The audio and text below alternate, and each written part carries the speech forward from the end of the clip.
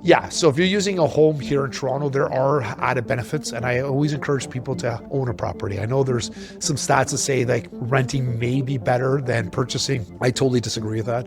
I know our family has built a lot of wealth, and I'm not just talking my immediate family, talking extended family. A lot of it is based on real estate, and if you look at all billionaires, millionaires, they all own some sort of real estate as part of their portfolio. So if somebody's telling you not to purchase, okay, I would say think about it.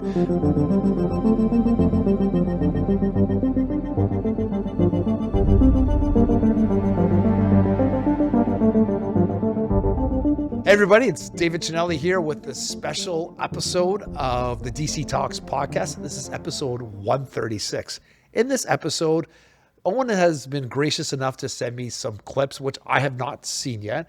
And he wants to see my genuine reaction to how my thoughts and everything are kind of like associated with that. So we're going to play the clips for you. I might pause them and I'll pause along the way. And then Owen might say something in the background because he is back here.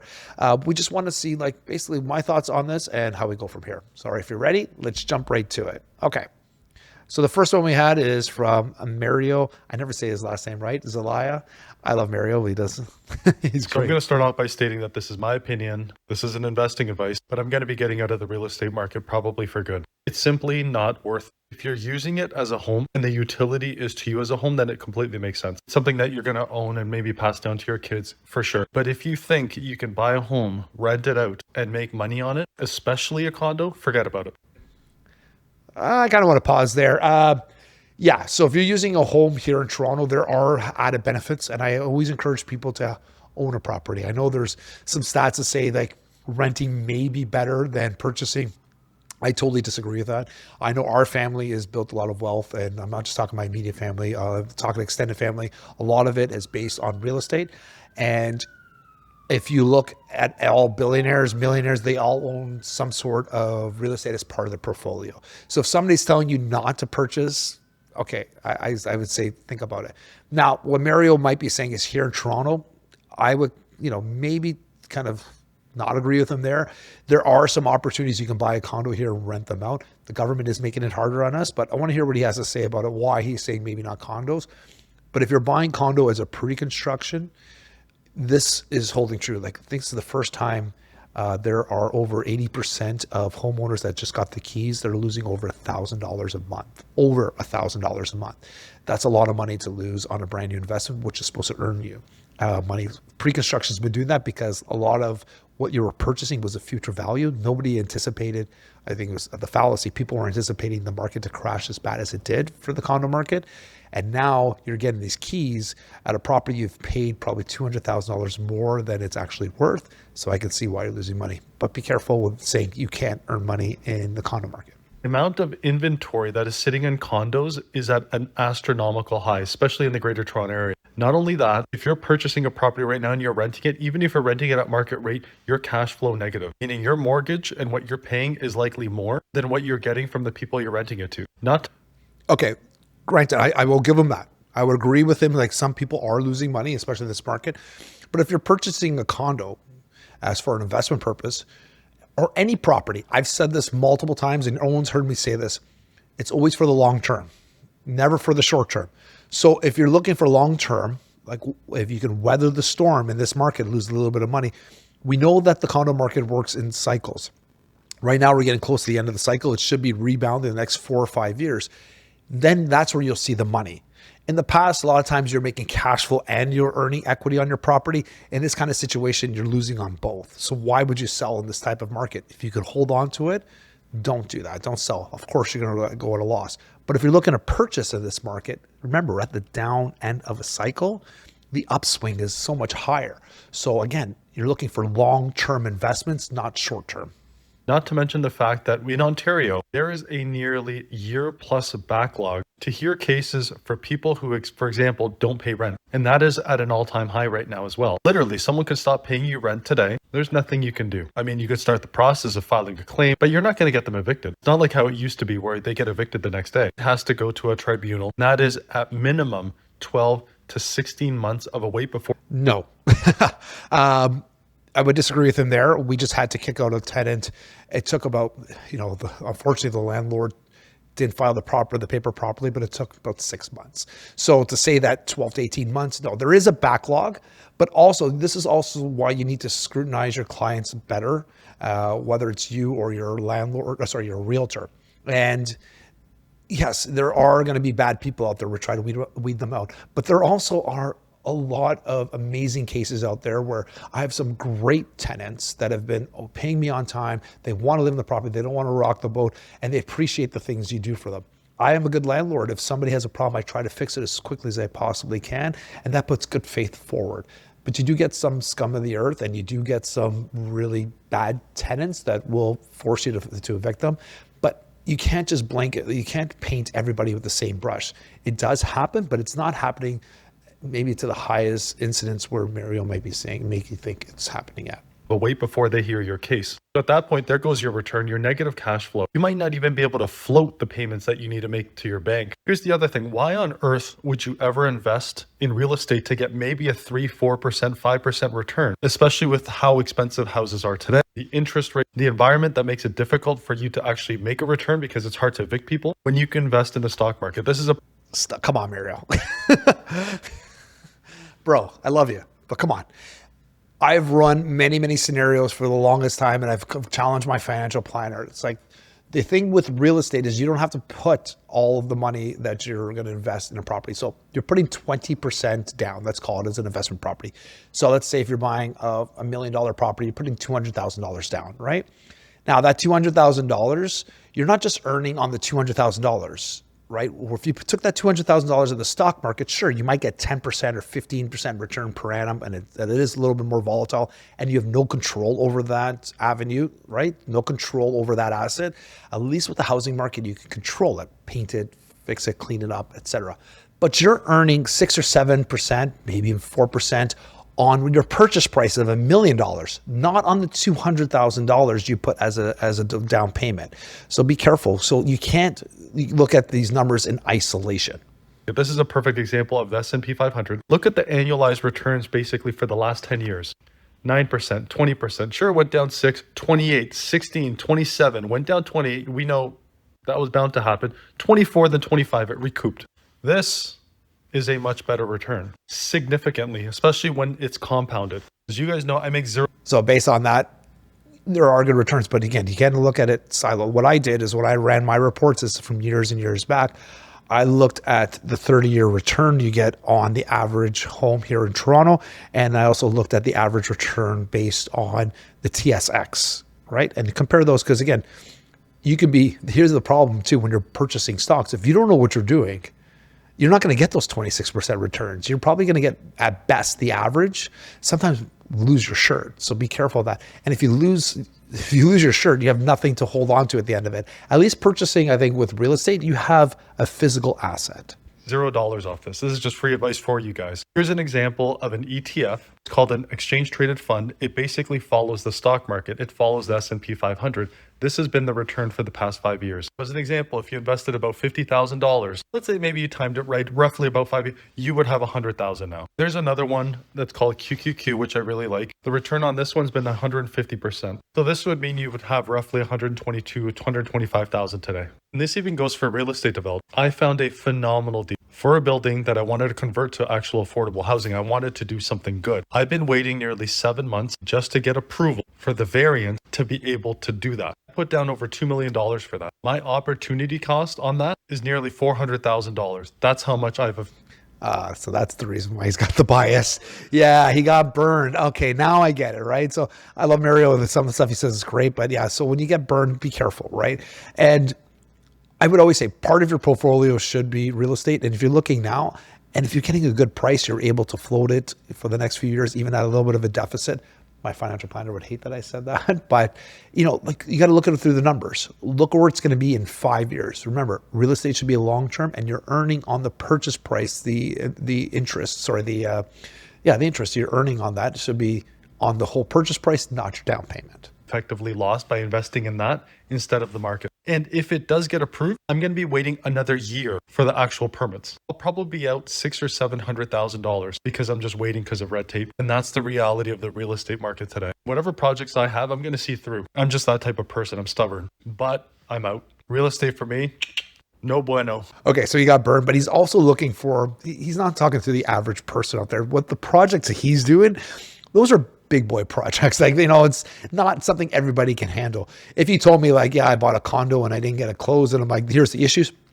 Okay, like the regular investor, I get it. But a lot of red tape, we've said this over and over again. The red tape here in this market is killing us.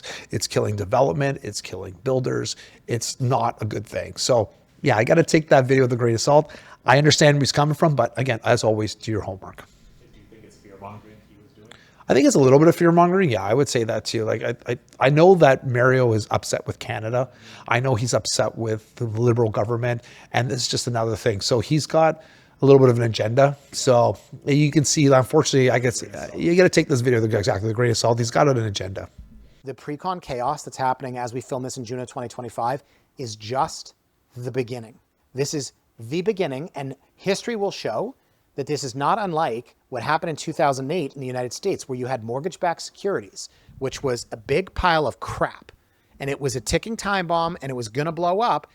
But all the ratings agencies were complicit in saying, no, this is AAA, and people kept selling it. This was always gambling. If you went into a casino and put all your money in the roulette wheel and lost, you wouldn't turn to the pit boss and say, hey, I changed my mind. And now everybody is saying, my favorite, the government should do something. Yep. We should bail people out. I just can't believe we got to this point. I've been writing about the perils of pre-con on TRB since 2007. Everyone on pre-con's defaulting. You pay. First off, not everybody on pre-con is defaulting.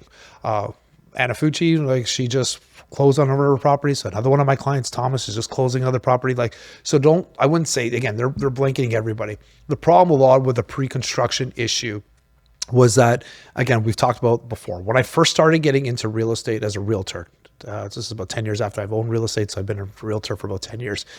There was 3 added advantages when you bought pre-con. The first one was that you didn't need a mortgage pre-approval, right? You really just kind of had like, oh, I can afford this, because you didn't need to have a firm mortgage. Sorry, you need a pre-approval, not a firm mortgage. The second thing was you were buying this at a discount because you didn't know when it was going to be ready, and also you're buying it off plans, how it looked, etc. So the resale market was much higher than when you're buying a pre-con. And the third thing was obviously the structure of your deposit. You're able to pay $5,000 or 5% at a time.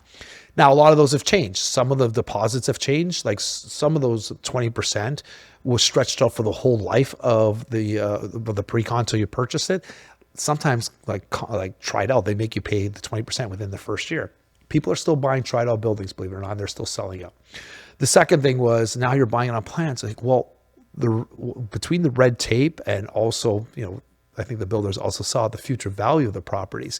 The prices started to increase to the point where the pre-construction was much more expensive than the resale market. So things are already built, which you can purchase today. So that's the problem we found. Right. And now, obviously, the other thing is that I don't agree with what he's saying that people need a bailout, because a lot of the builders would ask you to get a mortgage approval before you're able to finish it within your 10-day cooling down period.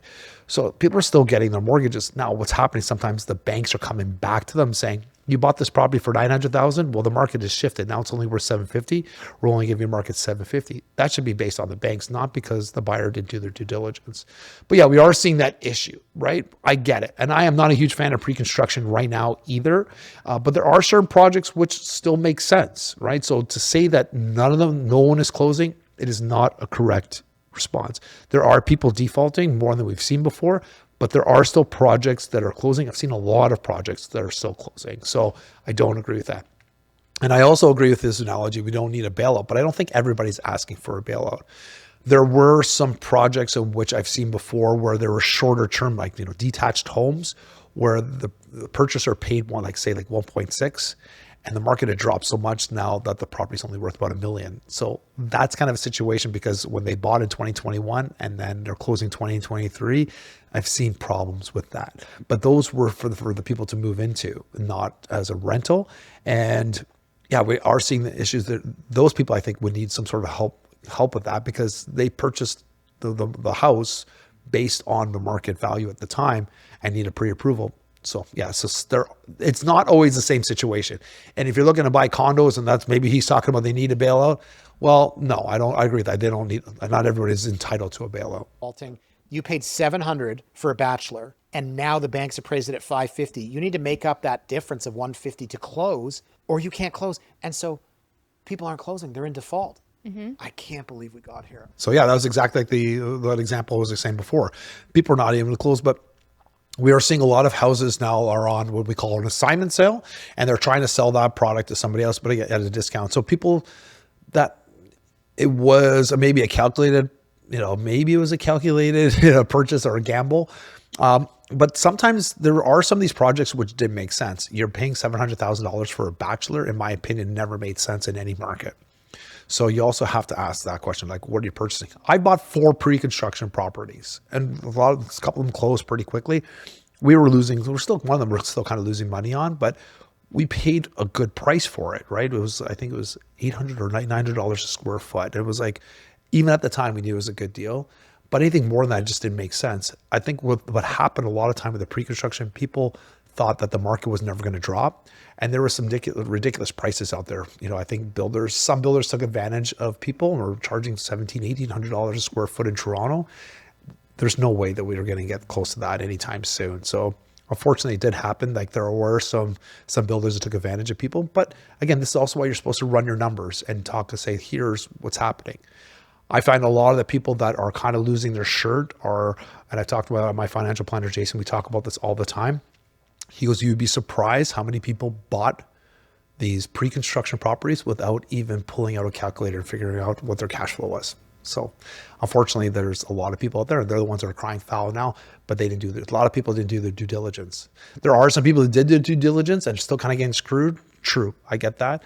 But it's type of the market is, unfortunately, there has to be a way, like I would say a lot of people maybe close on the property, hold out for as much as you can, and hopefully that market we're seeing is supposed to return the next 4 or 5 years, and you'll make your profit then.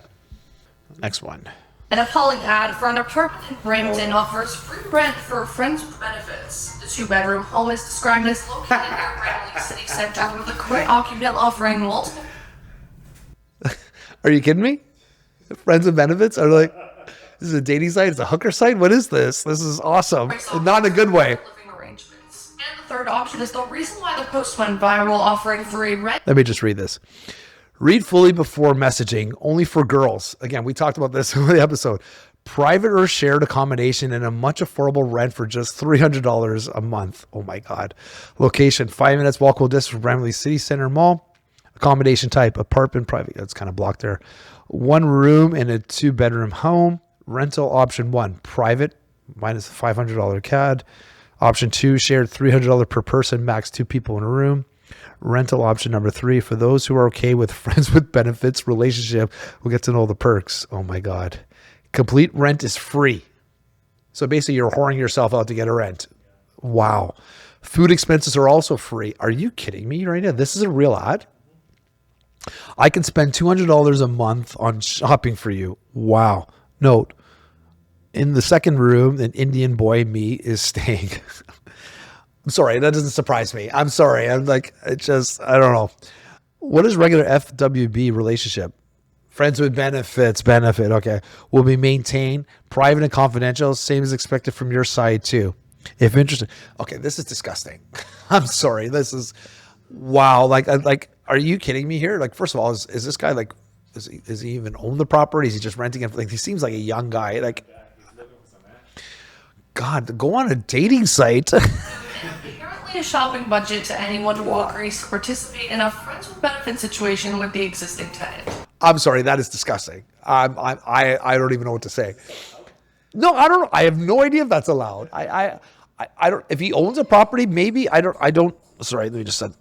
I've never seen that before. I don't even know can you complain against that? It's got to be some sort of discrimination or something. The human rights, yeah, like that's literally like legal prostitution. Like there has to be, that's got to be illegally wrong, right? And if it's not illegal, because somebody like, I have never seen this before, so I've never looked into that, but it just seems wrong on so many levels. This is what I was saying with the ads. Yeah. Ads before in our past episodes. Yeah. This stuff is becoming Yeah, especially this stuff's gone ramped in Brampton. This is absolutely appalling and disgusting to me. I'm sorry. Hey, but good for him for putting the balls out there, but I don't know. Maybe he should have put a picture of himself as well and say, "Hey, like," but but maybe he gets arrested if he does that, right? So you got to be careful of that. So yeah, Can you take this as the cops? I'm assuming so. But he can say it's a joke, right? Yeah. Plausible. It's a plausible, deniable situation, but I'm pretty sure if somebody went in with the wire, they could probably do that. Hey, police officer, this is Brampton Police. Maybe look into this one. Wink, wink. CBC Marketplace did like a thing with this, similar stories. I don't Yeah. know if you've seen those videos, but they Yeah. actively do investigate and report it. A lot of it has to do with Brampton. Yeah. Well, the Brampton is known for. Sorry, guys. If you live in Brampton, my buddy Patrick Brown is the mayor of Brampton, so we give him shit on our St. Mike's chat all the time. But Brampton is known for unscrupulous activity, and it's just getting more and more rampant. It's kind of bad. But that's why when Bramalea popped in there, unfortunately, it didn't surprise me that was happening in that area. We've heard of people sharing rooms, and I've heard of these friends with benefits kind of situation, but I've never seen somebody actually put it out there like that. There's got to be something illegal with that. I don't know what's happening in Brampton, people, but oh my God. Like at least like offer it in person. Like Yeah, I'm surprised he put that in public and put that in writing out there. All right, on to the last one. A little bonus clip here. What do we got here? Real estate is an awful way for you to actually make money. Option one, you can go buy a single family home for $400,000, the average price in the US, and then you rent it out to somebody. Well, the average rent nets you, profit-wise, about $167 a month. So you're taking a $400,000 risk for like a couple $100 a month. Then you take the average small business, you could buy same way you could for buying a small piece of real estate. So $400,000 business, you put some money down and get the rest from the SBA. I'm already disagreeing with her. Or seller financing, and the average small business makes 10 to 15% per year. What small business in the first year, which is not proven, is making 10 to 15%? Are you fucking kidding me? I'm sorry for swearing. I'm trying not to swear, but you know how many businesses fail in the first 2 years? They don't have their heads out of their asses. You have a product, you're complaining about making $167 a month. You forget about equity as well. How's the equity building? Don't try to tell me that you can build a business and get that equity. Not everybody that goes into business makes money, especially within the first 2 years. So I'm almost irate. I cannot believe she's even saying this. Let me finish the video and let me see like really feel. You're still cash flowing tens of thousands of dollars. You're cash flowing tens of thousands of dollars on what? What about you borrowing money, having to get the business up and running? What about you having like to open places that you have to take risks? You don't have to find rent. Are you doing this online? What type of business are you talking about? If you're doing OnlyFans, did you know most OnlyFans make less money than people flipping burgers? So what business are you talking about? I would love to know what businesses has this cash flow. I'll open 10 of them right now instead of investing this $400,000. Please give me your information, and I would love to open 10 businesses right now. I think she's got her head up her ass. Sorry for saying that. Yeah, of course. Yeah, maybe it's some hidden agenda trying to sell some course. Here's what you can do to a business. Listen, I've taken entrepreneurship courses. We've had businesses fail. Well, I wouldn't say fail. We've seen them fail. As a landlord, I've seen tons and tons of good businesses fail. And they didn't fail for any because the product wasn't good or their service wasn't good. Sometimes the environment just didn't work out.